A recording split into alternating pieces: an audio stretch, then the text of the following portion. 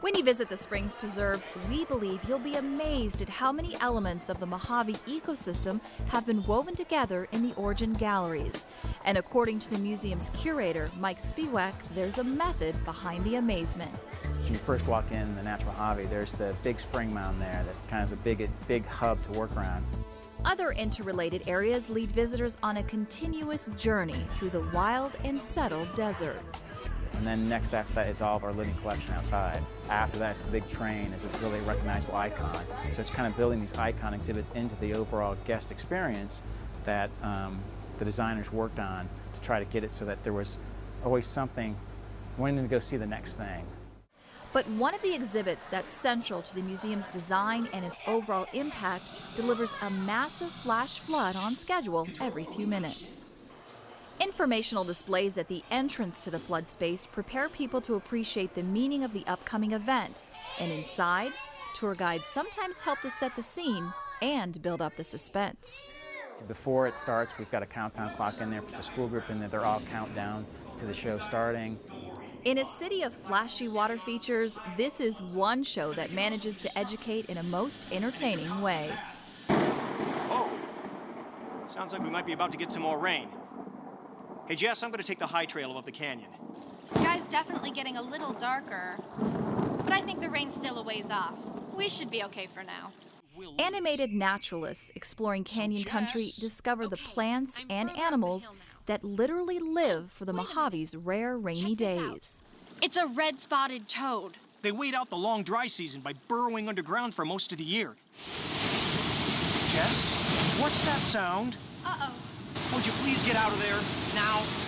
Obviously, there's an oncoming storm. So we have the lighting effects change. We've got lightning that happens in thunder inside of the space. But these special effects are just the prelude to the main event.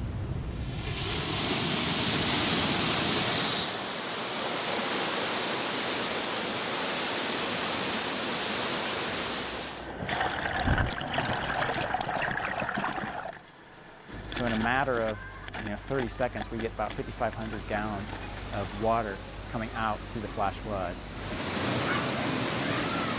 So if you were to equate that to something that's something that you'd have in your house, it's about 150 bathtubs. Behind the scenes of this unique exhibit is a clever collection of tanks, pipes, and pumps that are off-the-shelf equipment, if you're in the water business. There's actually a 8,000-gallon storage tank underground that the water gets pulled up to into a 6,000-gallon tank overhead. We fill that with about 5,500 gallons of water.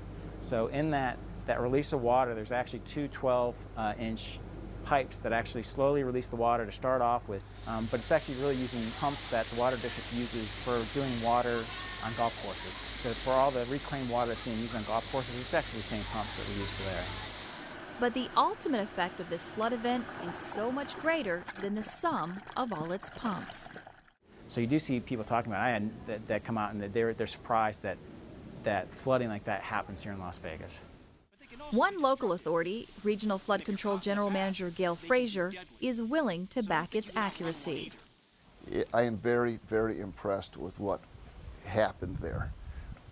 That is exactly what can happen in our mountains. That's exactly, if you put homes in that exhibit, could happen in the streets.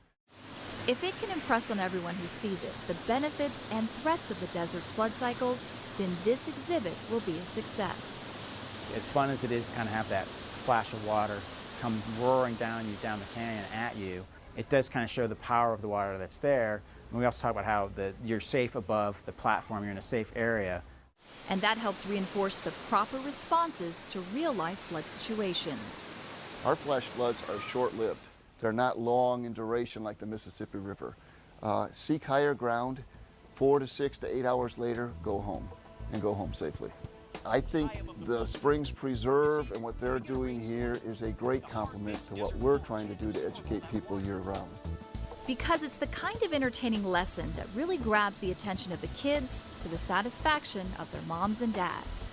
Most of the kids that you see, they get right up to the front and they end up getting wet and they walk out with a big smile on their face.